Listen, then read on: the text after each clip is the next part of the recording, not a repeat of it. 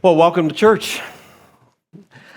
Last week, we're in week 3 of a series called Living Backwards. And last week, Pastor Jessica, what an exceptional message on, she helped us to see that the unseen spiritual world around us is as real as the world that you're sitting in right now. In fact, they intersect the physical and the spiritual. And she told a story in her message last week. I don't know how many were here to hear the story. I laughed most of the way through it. She was having a day. Do you remember that? There was a particular clip in that day I wanted to relive, and so here it is. That's when I go to fill up the water cups, and I realize the water cups weren't washed the day before. They can't go in the dishwasher, they have to be hand washed. So I'm already angry at my husband because he should have washed the water cups. I'm the one that sacrificed my time to give to these children. I am like in a terrible mood. And so I'm washing these water cups, and then I go to fill them up and realize, oh, nobody filled up the water container inside the fridge. So I have to now take the water container, bring it over to the sink, and as I'm filling it up, I am grumbling out loud. And I'm saying things like, doesn't anybody recognize the sacrifices that I make for this family? I'm saying things like, why are my children so ungrateful for everything that we do for them? Amen. I'm even throwing Skip under the bus. Why did Skip not fill up the water last night when he knew that I was going to stay at home with the children? So I was going home, and I was thinking, I better fill that Brita filter in my fridge. And I was feeling for my brother Skip. Skip, I was feeling for you a little bit there. But also at the same time, I was like, buddy, you got to up your game here. So I bought you a Brita filter, and I just thought, you need that to make sure things run well. Listen, if you're wondering what that story or that illustration had anything to do with the unseen spiritual world, it's worth going back to listen to that message. It was so good. And then in week 1, Dr. Van Johnson spoke about heaven and about the upcoming reality that's in front of all of us. It was such a faith-building, such a rich message. But we're teaching in a series on aging, can we just pause? Just pause for a moment and just marvel at the fact that someone this old could do such a great job speaking. Dr. Van, it was incredible. It's so inspiring to all of us who are younger, everyone watching online, everyone in this room, we're all younger than you. And to watch you walk up on the stage by yourself and to speak with no notes. Someone said to me, look, he speaks with no notes. And I said, listen, if you speak once a year, you can do it with no notes, right? So that's kind of how it goes. But fantastic message, little friends. So faith-building, so inspiring. Again, worth your visit to go back there. This whole series, Living Backwards, it's been on my heart for a long time to do with our church family. I'll tell you why. 3 decades of pastoring, I've watched people. And I've watched 2 undeniable facts about everybody I've pastored. We're all aging, and we'll all die. I've held the hands of people in hospital beds when they pass from this life into a better life. I've watched people with great faith be filled with anxiety and fear as they are ready to take that next step. And listen, I want to tell you, if dying and aging makes you feel awkward and you feel a little anxiety and fear around that, I just want to say today, that's okay. That's okay. Why? Because you've never done it before. But I'm hoping that this series, and especially the next number of messages that are coming, that it will significantly reduce your anxiety and fear around it. And there will even be elements of anticipation for a greater reality yet to come. A greater reality we will get to step into. But I've also watched people age. And I've watched people I've really admired. I've watched them age poorly. I've noticed that we have this tendency as humans to either live in denial of death and aging or to rage against it. See, I love artists, and Dylan Thomas is a Welsh poet, and Dylan Thomas wrote a poem for his dad who was at death's door. I love his words because artists say things in ways, don't they say things in ways, or they paint pictures with notes or music or with colors? They say things in the human experience in ways that make us sit up and listen. He wrote these words in this poem. He said, "Do not go gently into the good night Old age should burn and rave at the close of day. Rage, rage against the dying of the light. He's talking to his father, ready to die. He's saying, fight it with everything inside of you. That's the human condition. That's the human experience with death. We want to fight it. Fight as you may. Death is 100% effective, except for one person. And we'll celebrate him in the end. And because of what he's done, it's changed our reality too. But here's the interesting thing. There's a computational biologist named Andrew Steele, and he presented some data on death, a chart that just absolutely fascinated me, because I think we'll all find ourselves in this story somewhere along the line.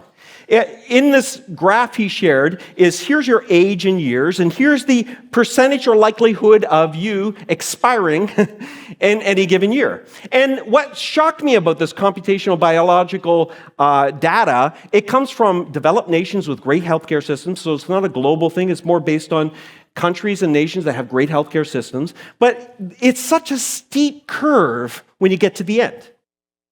This is what it looks like.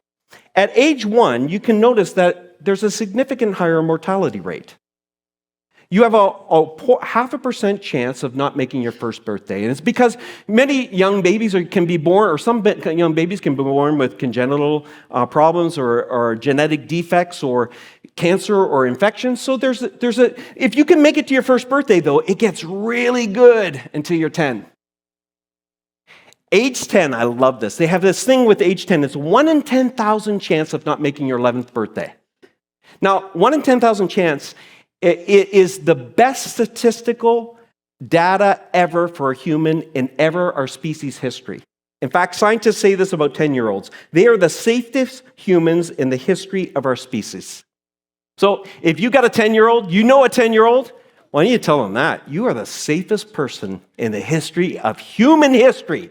In our species, no one's safer. Don't share this data, though, with them, because they won't be able to contextualize it. Those are great odds, but they're going to just see, what do you mean I'm dying? So don't share that part, but share the safest part. And then it's all downhill from there. When you're 18, in fact, when you're 18, you have a 1 in 3,000 chance of not making your 19th birthday. Those are good odds, though. They're still good odds. When you're 36, though, it goes to 1 in 1,000 chance. How many are 36 here today? 1 in 1,000. There's still great odds. Here's what happens, though. When you turn 20 to 25, every 8 years, your possibility chance of mortality doubles. Every 8 years, it doubles. So when you get to be the age of 65, you actually have a 1 in 100 chance, or a 1% chance. Still, again, great odds. By the time you're 80, it's a 1 in 20 chance, 5%. By the time you're Dr. Van's age, 90, it's a 1 in 6 chance. I'm going to leave right now. If you're online, Dr. Van just said he's going to leave right now. Do you need help? Here's the interesting thing. You know what this teaches us? It should be obvious. Every day matters. Every day matters. Every day is a gift. And again, artists say it so much better. The writer of Psalms, and when you read the Psalms, it's an Old Testament book, it's very poetic because it's written by artists.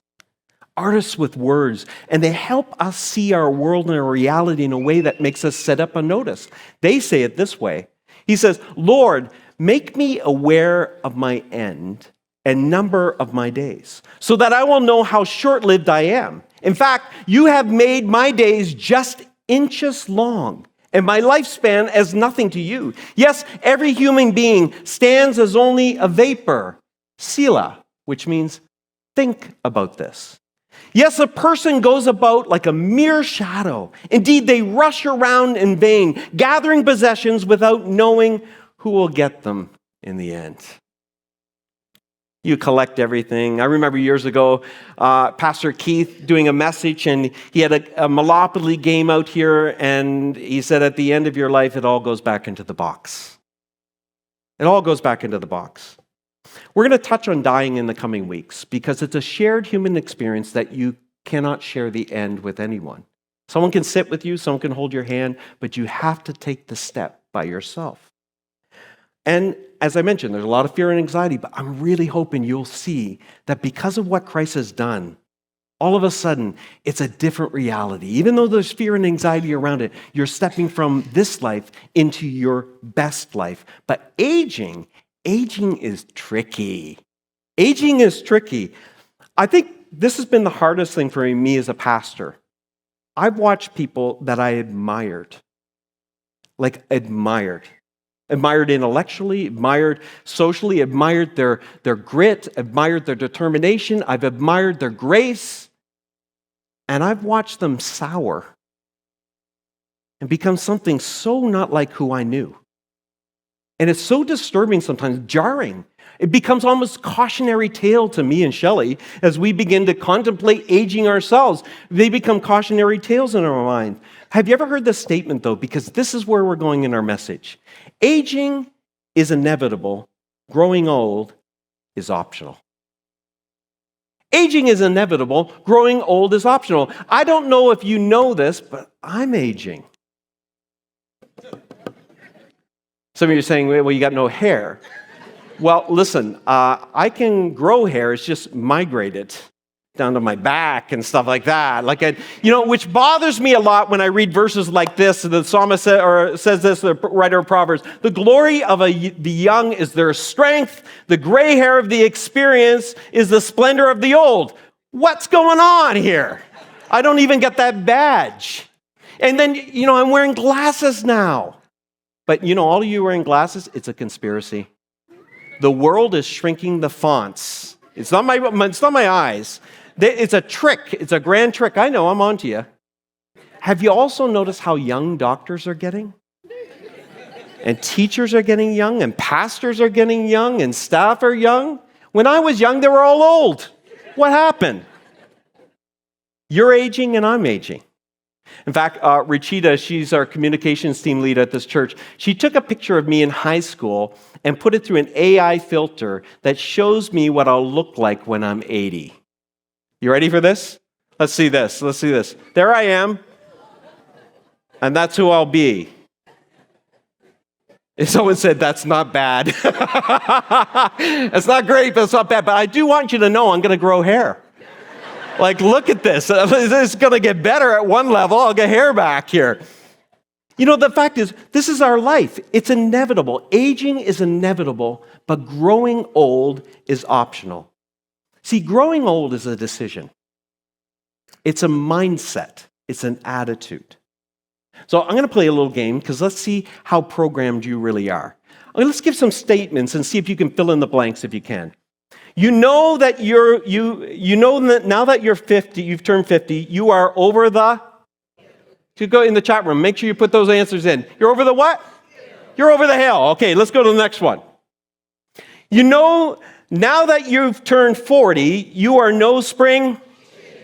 You're no spring chicken anymore.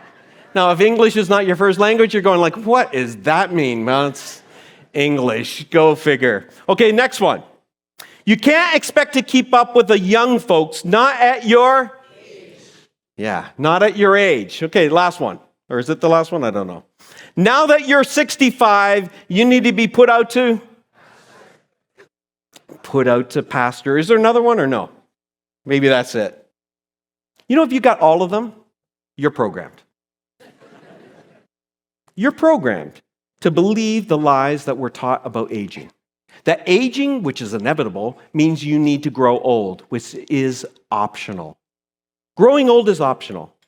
Shelley and I have made us, everywhere we've gone in our ministry, we've been pastoring 32 years, everywhere we've gone, we've always noted people who have they've aged gracefully. They've aged in ways that just inspire us because we're taking notes. And there's special people along the way you get to see. This is a woman I pastored in Montreal. Her name was Norma Griffith. And Norma, I've mentioned her to this church community before because she's really unique. We took a lot of notes from Norma. Norma is a unique person. I'll tell you what she's not. She's not cool. She's not hip. She's not up to date in any way. She's not young. She's in her 90s now. She was in her 80s when I pastored her. But I'll tell you what Norma is. Norma's fun. Norma's still in the game. Norma still serves. I remember the Sunday. So Norma, just so you get a picture of her, she wore a skirt and a blouse and a cardigan and pearls and a hat and a clickable purse, one of those big purses that clicked. You know those snap ones? That's Norma wore that every Sunday. Hat, pearls. You got the image. So we went to a church that was kind of dying. It was aging out.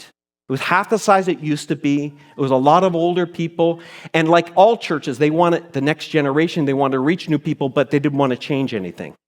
Do you see a problem with that formula? But so I came in tasked with reinvigorating this church and revitalizing this church and reaching next generations. So that meant change. And so we changed the word. We did a lot of things to change it.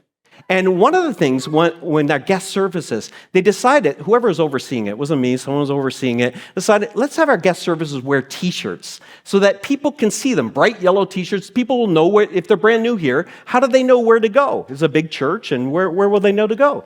So Norma's on the guest services team. So Shelley and I are like, how's Norma going to respond to this? And because we know how Norma dresses.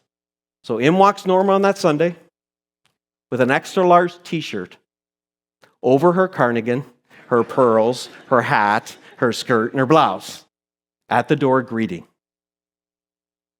See, Norma didn't get angry of those things.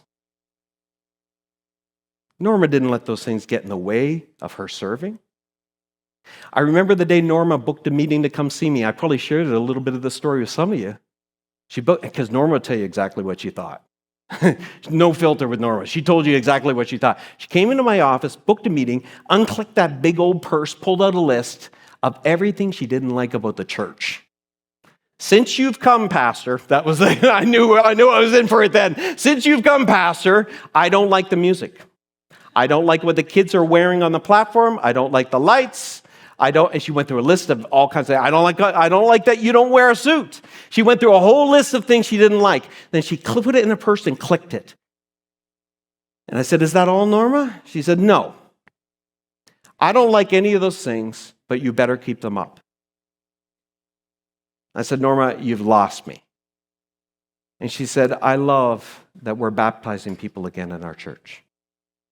I love seeing the young people taking leadership roles and serving in this church. I love seeing people come to Jesus for the first time in many years in this church. I don't like it, but I love it, and you better keep it up. And I smiled at her and I said, Norma, why are you even here? Some of your friends have left. And she said, because you need me, Pastor. You need me hugging those young people. You need me praying for them. You need me rolling up my sleeves and serving alongside of them. You need me giving. You need me praying. And she said this, she waves her little finger. She did this sometimes to me. She'd wave her finger at me. She'd go, after all, you're not fishing for 80-year-old women. Why is she so uncommon? Like, that's the part Shelley and I would marvel. We'd look at someone like Norma and go, why does she stand out as something extra special and extraordinary? Because most people get old when they age. She was aging, but she was not old. She's feisty, she's fun, she's engaged, she's with it. What's going on? What's different here? Well, she had held on to young mindsets over old mindsets. See, here's what happens often when we age. We become resentful instead of thankful. We become resentful, and it happens to us naturally as we age because we experience loss in life. And with that becomes an unfairness in life. And what about me in this life? And resentful people become unforgiving people. They're proud people often. They're easily angered, easily offendable, and they're controlling. But a thankful person is different. A thankful person is content. A thankful person is generous. A thankful person is open-handed. A thankful person is forgiving and compassionate. That's a young mindset that she somehow carried on because she didn't see herself as old. Another thing that happens to us, we've got to be very careful. As you age, you can become brittle. You can become brittle over time, unmendable, closed, judgmental, stuck in your ways, not resilient. A young mindset, though, is always flexible, adaptive. I'll put that t-shirt on. No big deal. Open, resilient, looking forward in life. An old mindset can become disconnected, isolated, lonely. It's so painful to watch people as they age become more lonely. And it shortens their lifespan. You'll see that in a moment. They become more needy. Constant grief is a low-grade grief in their life because all they see is what they've lost in life, as opposed to a connected life. People who are connected in community are comforted people. They're accepting people. They accept people that are very different than them, and they are accepted by other people. See, this is a choice we have. If we don't tend to our souls, hear me here, if you don't tend to your souls and watch the company you keep, you'll get old. Some of you, off script here, need to stop watching some of the YouTube videos you watch that just feed your anger. It's not a good look, and you're aging. Some of you have to watch the company you keep. The people who all they have to say about the next generation and all these things going on, and all it does is make you older. Be careful, friends. Tend to your souls. Watch the company you keep. Rage, not against death. Rage against getting old. Don't get old in this life. How do you do this? Because you don't want to wake up someday and you're brittle and you're resentful and you're all alone. You don't have to be. Let's talk about how you can make those changes. How you can stay thankful and not become resentful. How do you do that? Well, I've watched so many people become resentful, and they rob themselves of so much joy, and they shrink the people around them, because who wants to be around resentful people? They're not really fun to be around. I read this book this last year, and I really think, if you're over 40, you should read this book. From Strength to Strength, it's by Arthur Brooks. It's called Finding Success and Happiness and Deep Purpose in the Second Half of Your Life. Very good book. In it, he tells a story. He's going to a museum. It's in Taiwan. It's a national Palace Museum. Some of you may have been to it. Lots of beautiful artwork in it, sculptures and everything. And he gets a guide to show him around. And they're standing in front of this incredible jade sculpture. And the guide says to him, "This is a great illustration of the difference between Eastern art and Western art." And Arthur Brooks said, "Well, what's the difference?" And he answers his question with a question. He asks him this: "What do you think of when you imagine a work of art yet to be started?" And Arthur Brooks says, "An empty canvas." And he says, "Exactly. That's because Westerners see art as being created from nothing. In the East, we believe that art already exists, and our job is simply to remove it, to subtract from it to find the beauty in it. It's not the visible. It's not visible because we add something. It becomes visible because we take something from it." I thought about that. I thought a lot about that. Because in the West, everything is about accumulating things and adding things to your life. And as you age, you lose things in life. And this is why we get resentful.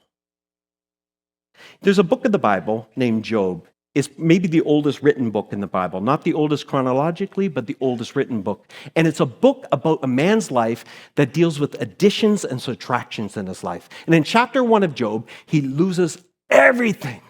He suffers incredible loss. And in verse 21 of that opening chapter, he says this: "Naked I came from my mother's womb. Naked I will return to the womb of the earth.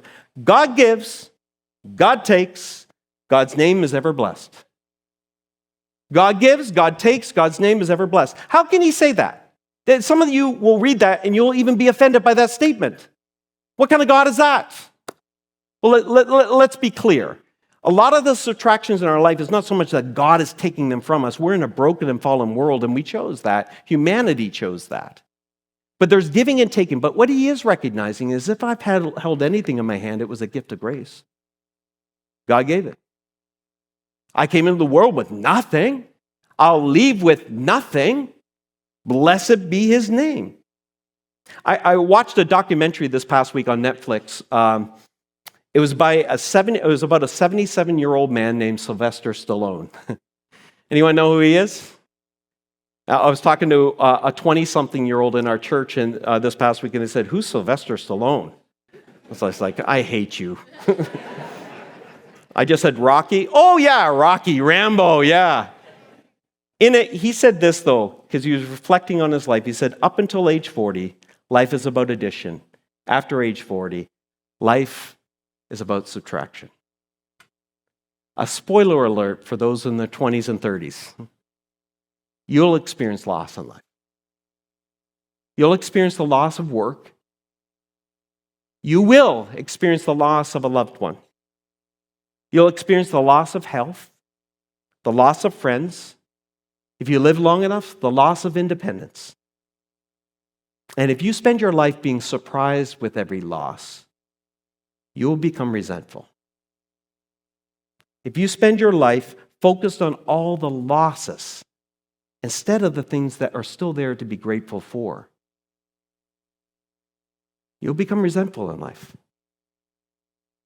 In a few weeks, we're going to have a man in to speak named Aaron Holbrow. I don't know how much of his story he's going to tell of him and his wife, but it's a beautiful story of trusting God amidst loss and how God has a grace there hidden behind all that loss. You are going to experience loss in this life. And I guess the human condition is always easier. It's easier not to have had than to have had and to lose, isn't it? But is it better? All of our losses in God's hands can actually become tools. Tools of beautification. C.S. Lewis, the great writer, Oxford scholar, when his wife died, he was devastated. He wrote these words. He said, "I'm not sure God wants us to be happy. I think he wants us to love and be loved. But we are like children, thinking our toys will make us happy and that the whole world is our nursery. Something must drive us out of that nursery and into the lives of others, and that something is suffering." You know, I lost my dad almost a year ago. And I watched that drive my 5 siblings and I closer together. It's funny how that is. You wish it didn't take suffering to do that, but we're very distracted people. When I was 22 or 23, I was let go from a church I was pastoring. I was a youth pastor at. I was devastated.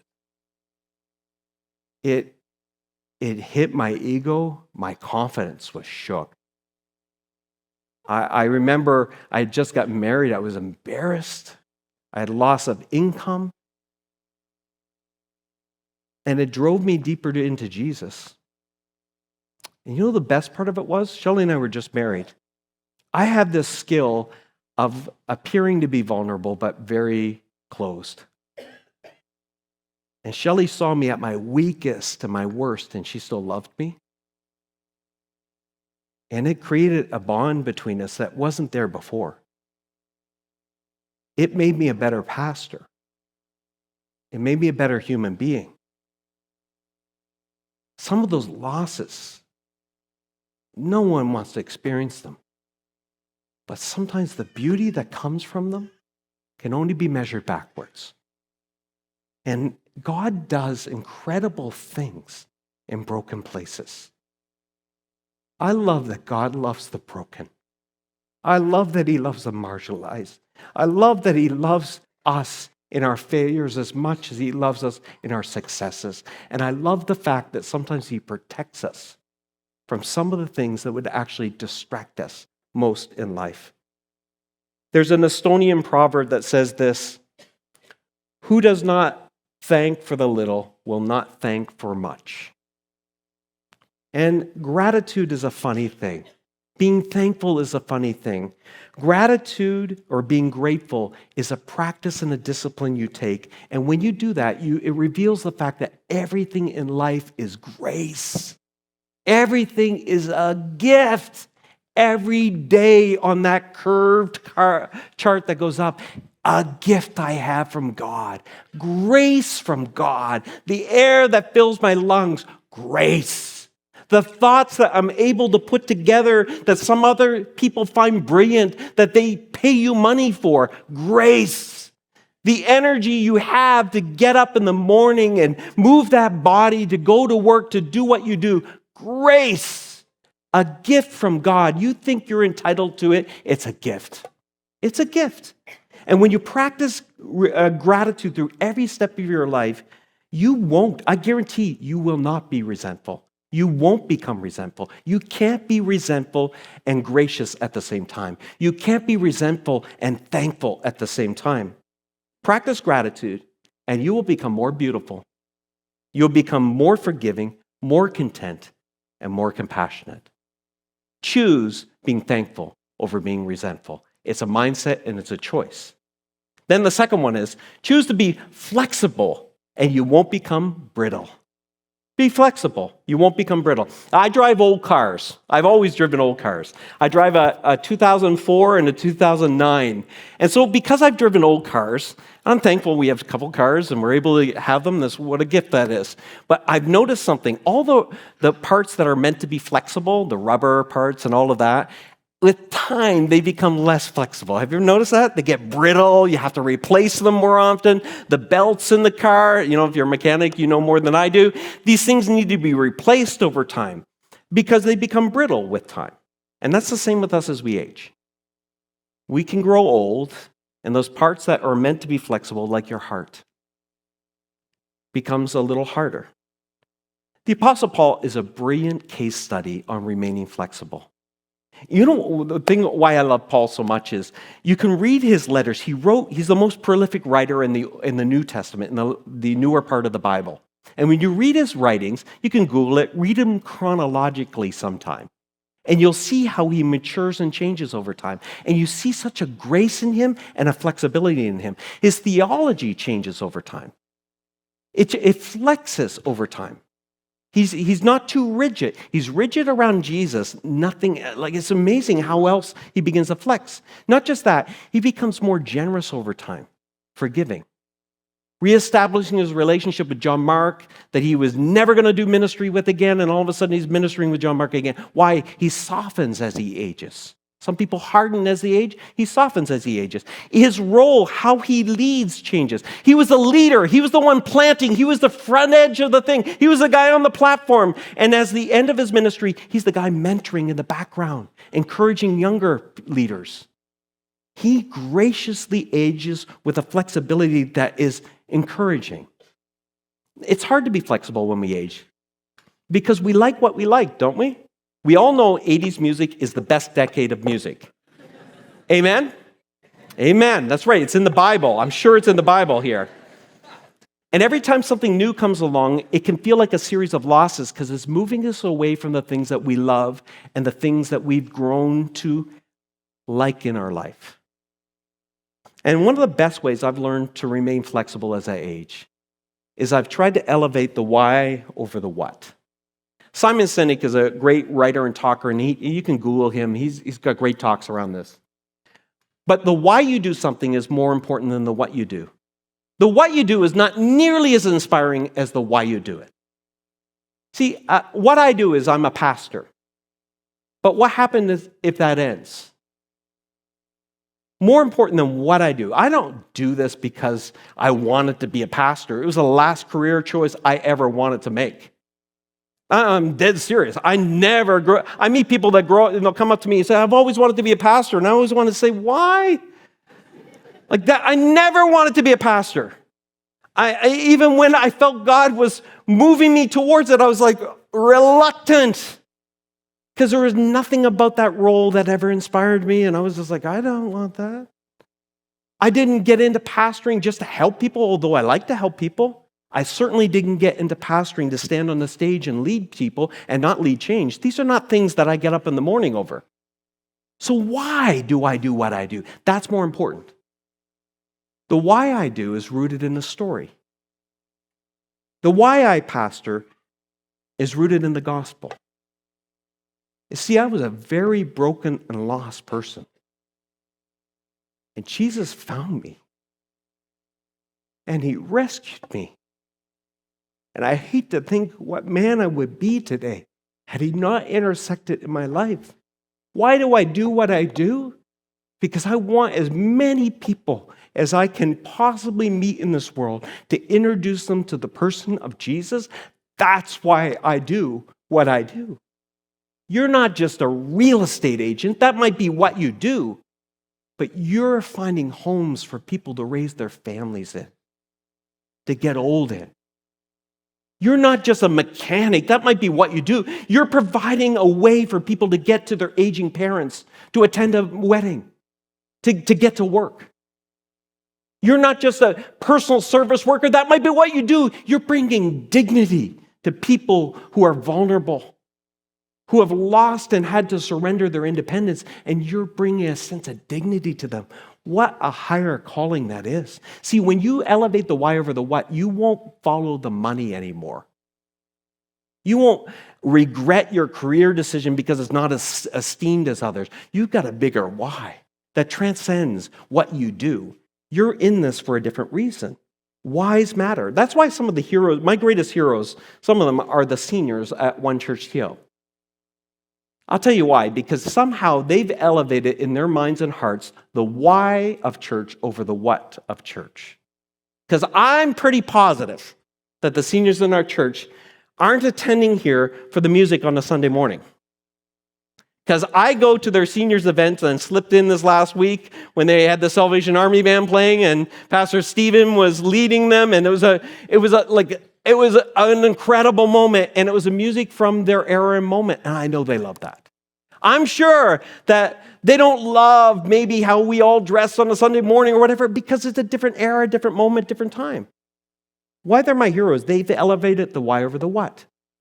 The why is our mission and message. This is what we do. The what is our methods. And the methods aren't as important as the why. I'm sure that they've endured some of the things we've done and the changes we've done over the years here. But I know it's because they get the why. They want their grandchildren to know Jesus. They want their kids to know Jesus. They want more people to be a part of that. Do you want to remain flexible as you age? If you do, anchor yourself with these thoughts. Know your why. Because no matter what changes in life, nobody can take your why. No one can take your why. And then stay fresh with Jesus. That might be easy to say. There's a song when I was a teenager I heard. I think about it every time I'm getting a little rigid. Every time I'm getting a little dry and starting to get a little brittle. And it was by an artist named Keith Green. And he wrote this song. Here's the first verse describes how maybe we can feel as we're getting old. He says, "My eyes are dry, my faith is old, my heart is hard, my prayers are cold." Have you ever felt like that, friends? And then he goes on to say this, "What can be done for an old heart like mine? Soften it up with the oil and the wine. The oil is you, your spirit of love. Please wash me anew in the wine of your blood." Some of us, we've gotten a little brittle, and we need to invite a fresh move of the Spirit into our lives to soften our hearts with love. You know you're getting brittle when the minors are becoming majors. When you're majoring on minor things. When everything sticks to your soul and you're feeling cranky all the time, you know your heart's becoming hard. Soften it up with the oil and the wine. So choose thankfulness over resentfulness. Choose to remain flexible so you won't become brittle. And finally, stay connected so you won't become disconnected. Stay connected. I was in the beaches a few weeks ago with my wife, this South Toronto, and I took a picture of this tree. I love the fall in Canada. It's amazing. If you're watching from somewhere else, be jealous because the fall in Canada, there's nothing like it. The trees are gorgeous. It's amazing. And I love trees. And trees are a great metaphor for us as humans. And trees are strong. And it's a perfect metaphor of what we want to be: strong and durable and reliable and solid. And the psalmist, the writer, again, the artist, describes a person who's achieved righteousness in life and describes them this way: they are like trees planted along the riverbank, bearing fruit each season. Young, middle-aged, old, always bearing fruit. If you are old, you're going to think bearing fruit is for the young. You need to remember that bearing fruit is every stage of life. Their leaves, say this with me. Whoa, say it like you mean it. Their leaves never wither, and they prosper in all they do. What an incredible picture of what could be ahead for all of us, those of us who are rooted in Christ. But listen, this idea and this imagery falls short in some way, because sometimes we see trees and we see them as independent, strong, standing by themselves, dying alone, standing alone. And that's not how trees operate. Trees operate in a root system.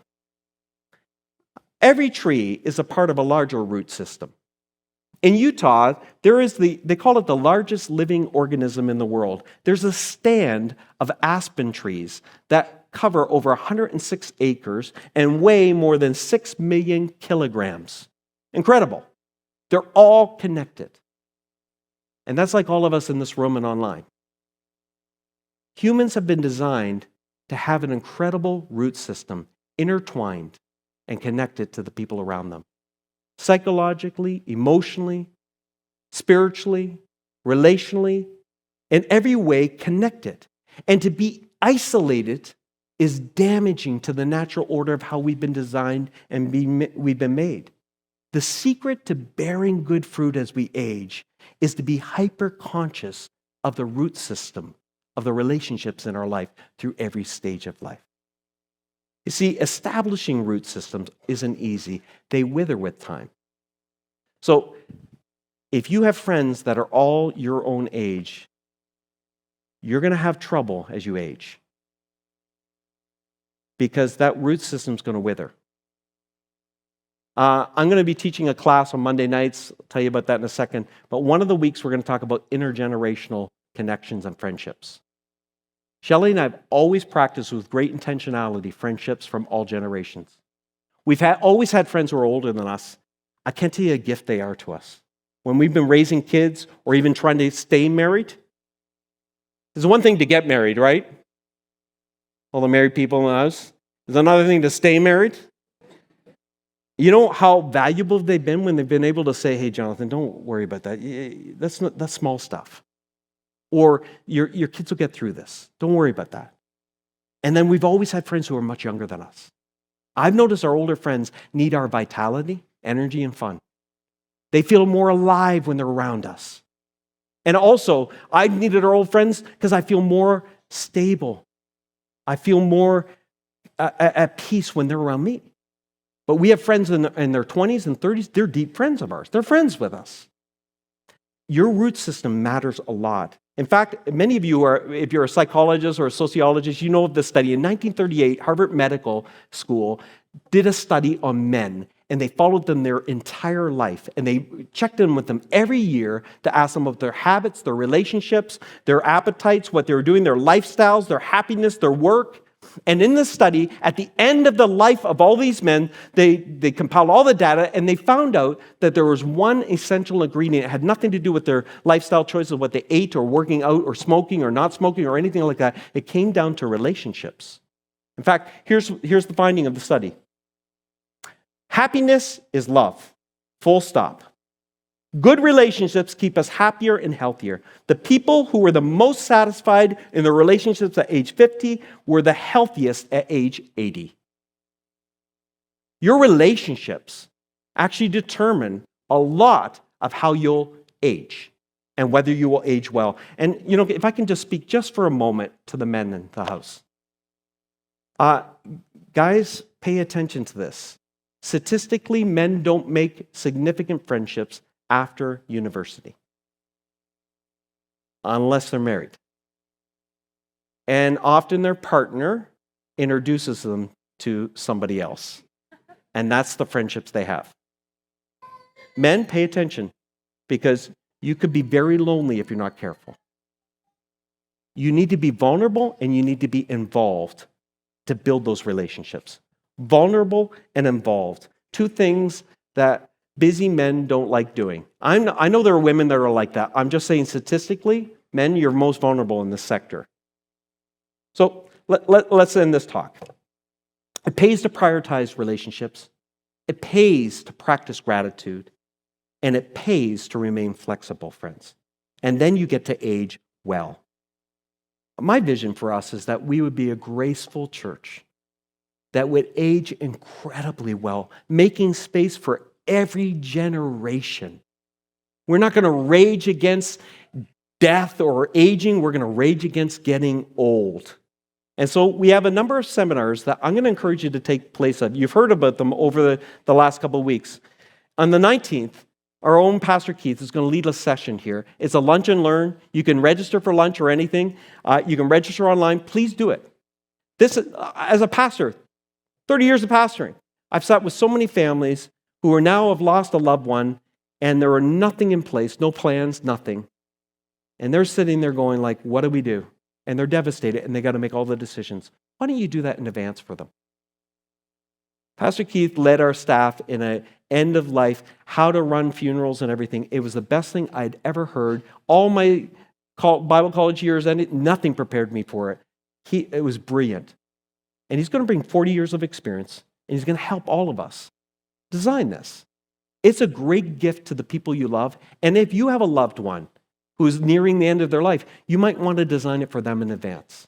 So make that a priority. On the 26th of November, we have some experts from our church who are going to be helping us with a Supporting Aging Loved Ones seminar. We're going to talk about dementia and Alzheimer's, the early signs and how to best support them. We're going to talk about long-term health care, how to navigate the system in Toronto, how much does it cost, how do you get involved, how you do that. These are all practical things. We don't like, aging and death is like sex and money. Nobody wants to talk about it, but everybody's involved in it. It's really important we walk towards that and talk about it. And we're going to talk about, and we have another person who's going to talk about staying active as you age. How do you stay active and mobile so you age with greater grace? And then I'm going to invite any of you who would like to come and learn how to age well for 5 weeks on Monday night, virtually. It's a virtual course. I'm going to be running a course on aging well. You want to know the secret to aging well? Come tomorrow. Listen, the worship team's going to come on stage. We're going to do communion here as a community. They're going to sing a song, though, in advance. We're going to sing a song that we sang a little bit earlier, Living Hope. See, this is why I can talk about this stuff and have such hope. I have hope because I know this. Because Jesus has entered into death, and death is the only thing in this world that is 100% successful of knocking you out, and Jesus knocked it out. And because of that, we have hope. And we don't face death the same way. Death is not the end. Death is the beginning. So I thought, here's a promised scripture for all of us who are aging in the room. And even if you're young, I'd like you to say this out loud with me. It's found, the prophet Isaiah wrote this in the 46th chapter. He said this. Let's read it out loud together. Let's read it out loud together. Even to your old age and gray hairs, I am He. I am He who sustains you. I have made you, and I will carry you. I will sustain you, and I will. What a promise.